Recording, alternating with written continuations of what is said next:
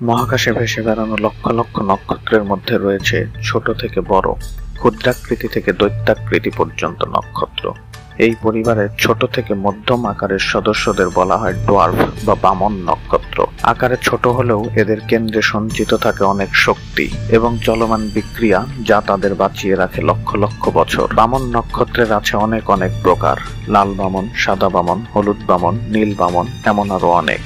আমাদের সূর্য হলুদ বামনের শ্রেণীতে পড়ে। সূর্যের পরে আমাদের সবচেয়ে নিকটবর্তী নক্ষত্র হলো প্রক্সিমা সেঞ্চুরি, যা লাল বামন শ্রেণীর। বামন নক্ষত্র রহস্যময় এবং আকর্ষণীয় একটি মহাজাগতিক বস্তু। মহাবিশ্বের সর্বাধিক নক্ষত্র এই লাল বামন শ্রেণীভুক্ত। নক্ষত্র একটি সৌরজগতের প্রাণ, সব শক্তি ও প্রাণের উৎস। সৌরজগৎ নিয়ে আলোচনা থাকছে আমাদের পরবর্তী পর্বে। 2, 1, 0